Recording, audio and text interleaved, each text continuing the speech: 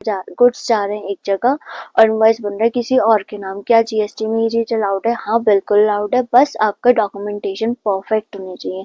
Hello friends, मैं हूँ CA शहरी अरोरा, वेलकम बैक। आज हम डिस्कस करेंगे जीएसटी के स्पेशल मॉडल के बारे में, bill to ship to model के बारे में। Bill to ship to model बहुत कॉमन हो गया, चाहे वो ट्रेडिंग का बिजनेस हो, मैन्युफैक्चरिंग का बिजनेस हो, डायरेक्ट डिस्पैच का केस हो, ई कॉमर्स का केस हो या डिस्ट्रीब्यूटर का केस हो। Bill to ship to model का सिंपल मतलब है कि इनवॉइस किसी और के नाम बनेगा, लेकिन जो गुड्स है वो एक्चुअली फिजिकल डिलीवरी होगा किसी और पर्सन को। इस एग्जांपल के तौर पर समझ लेते हैं, मान लीजिए 3 पर्सन है ए बी सी। मान लीजिए मैं एक सप्लायर हूँ ए और मेरा बायर है बी, और बी मुझे बोलता है कि गुड्स मुझे डिलीवर ना करके मेरे कस्टमर सी को डायरेक्टली आप भेज दो। तो इस केस में मैं क्या करूंगी, एज अ सप्लायर मैं एक bill to ship to model का यूज करूंगी। मैं इनवॉइस रेज करूंगी, जिसमें बिल टू मैं करूंगी बी को, जो मेरा बायर है, और शिप टू होगा मतलब गुड्स पहुंचेगा सी को, तो शिप टू होगा हमारा सी को। इसमें जो ई वे बिल बनेगा वो भी bill to ship to model का ही बनेगा। इस ई वे बिल में भी हम मेंशन करेंगे कि बिल टू हम कर रहे हैं बी को और शिप टू कर रहे हैं हम सी को, और गुड्स जो एक्चुअल डिलीवर होगा वो सी को डिलीवर होगा।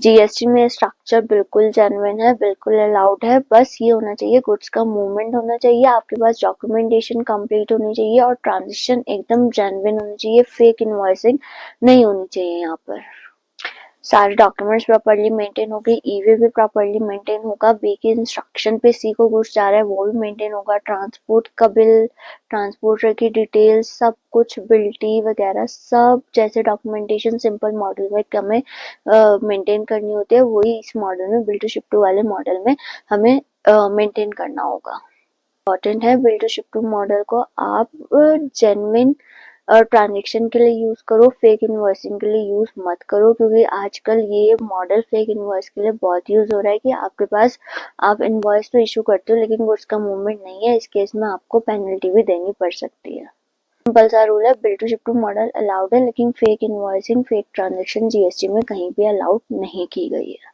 ऐसे जीएसटी के प्रैक्टिकल कॉन्सेप्ट को जानने के लिए, एग्जाम्पल के साथ इजी लैंग्वेज में जानने के लिए मेरे चैनल को सब्सक्राइब कीजिए, मेरी वीडियो को लाइक कीजिए, कमेंट कीजिए, शेयर कीजिए। Thank you for watching.